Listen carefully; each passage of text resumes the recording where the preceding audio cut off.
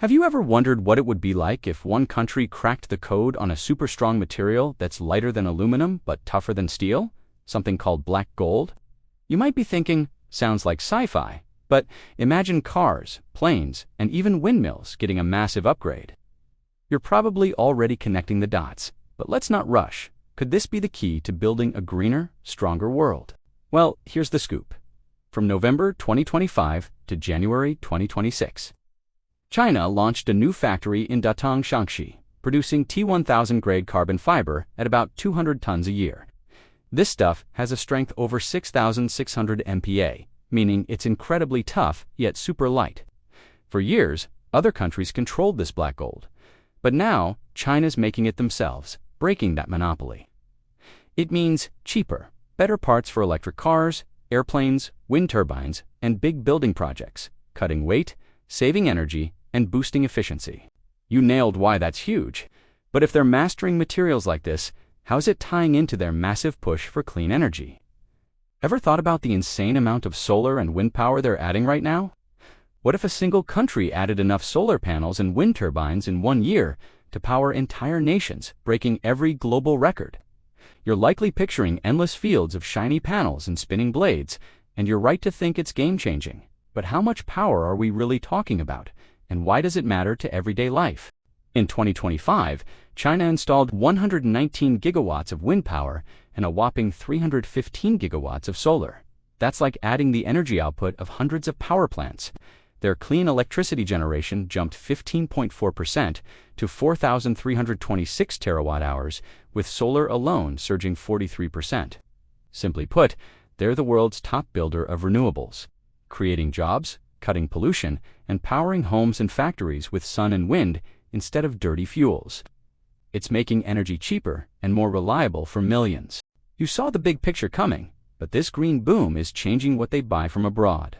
Why are their imports of gas and coal suddenly dropping? Have you ever puzzled over why the world's biggest factory hub is suddenly importing way less natural gas and coal? You might figure it's because they're going green, and that's sharp thinking, but let's build the intrigue. Picture massive ships once loaded with fuels, now sailing lighter, shaking up global prices. Could this mean they're finally energy independent? The numbers from 2025 tell the story.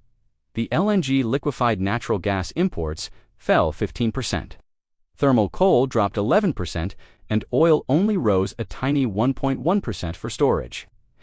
It's happening because their solar and wind explosion is replacing dirty energy. Plus, smarter factories use less. And this saves money, reduces pollution, and makes China less reliant on other countries for fuel, boosting their security and even helping stabilize world markets. But while they're cutting imports, they're flooding the world with green tech. How does exporting $222 billion in batteries and EVs fit into this? We're onto something big here. What makes a country export $222 billion worth of eco-friendly gadgets, like batteries and electric cars, in just 1 year? Turning them into the global go-to for green stuff, right? But pause for a second. Imagine your next EV or solar panel coming straight from there, driving down costs everywhere. You know it's about more than sales. It's world domination in clean tech, right? Breaking it down for 2025. Batteries led with $82 billion. EVs at $69 billion, and the rest in solar gear and helpers. China's factories produce so much, they export the surplus, helping other countries switch to clean energy faster and cheaper. It's creating jobs at home and speeding up the fight against climate change abroad. But here's the head-scratcher. If they're so green, why build more coal and gas plants too?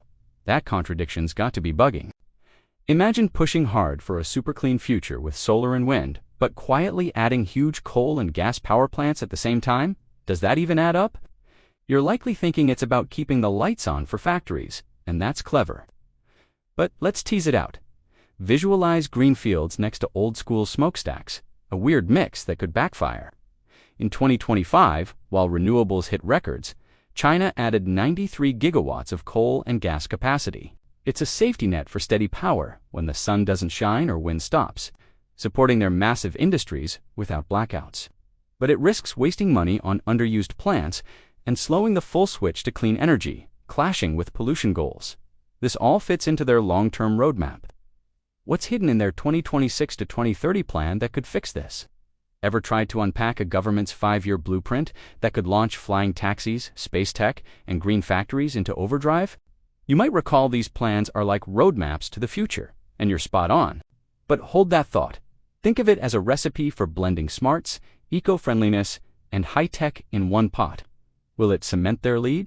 The 15th 5-year plan for 2026 to 2030 focuses on speeding up clusters, hubs for new energy like solar, advanced materials, aerospace, and the low-altitude economy, think drones and urban air travel. It's a top-level guide to make manufacturing smarter, greener, and more innovative, creating jobs and tech breakthroughs. Easy to follow. It's like a national to-do list for staying ahead. But it all loops back to going solo on key supplies. It's how's breaking free from foreign materials playing out. What turns a nation from buying critical high-tech stuff abroad to inventing and making it all at home, avoiding risks like shortages? That's insightful. But let's hook deeper. Picture ditching pricey imports for homegrown wonders, saving billions and powering up independence. The T1000 carbon fiber success is a prime example of autonomous, controllable development. China's push to control their own supply chains for strategic materials, no more depending on others for top-quality fibers. It's now made locally, supporting everything from cars to clean energy projects. This builds security, cuts costs, and fuels growth without vulnerabilities. You knew self-reliance was the goal, but zoom out.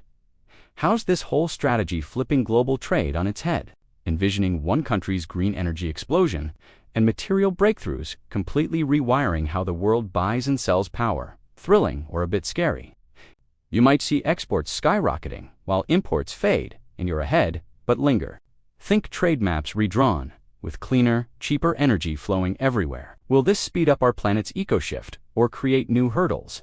Putting it together from 2025, with $222 billion in clean tech exports, like batteries and EVs, and shrinking fossil fuel, buys China's the top supplier of green gear, helping others go sustainable fast. Meanwhile, their lower demand eases global oil and coal markets, stabilizing prices. It's a dual punch leading the clean transition while securing their own needs. But watch for tensions like extra coal builds. You may have grasped the worldwide ripple, and just think, as their plans unfold through 2030, even bigger changes are coming. So, as we wrap this up, have you ever stopped to think about what all these breakthroughs mean for the world in the coming years? A cleaner planet powered by innovation. You're probably already seeing the long-term picture, picturing a future where advanced tech and green energy blend seamlessly. Looking ahead from these 2025 milestones, China's strategy is set to evolve even further through 2030. The 15th 5-year plan will roll out projects in new energy clusters, pushing for smarter grids, more efficient batteries, and expanded aerospace tech. Watch for next-gen carbon fibers like T1100, which could be stronger and lighter, enabling flying cars in the low-altitude economy, or ultra-durable wind turbines. Their dual build-out, balancing renewables with reliable power, aims to cut emissions while fueling growth, potentially dropping fossil imports more and boosting clean exports to new highs. Globally, this could accelerate climate goals, making sustainable tech affordable everywhere. You've pieced together how China's moves are driving change. In the end, it's a story of ambition meeting reality, reshaping industries and the environment for generations.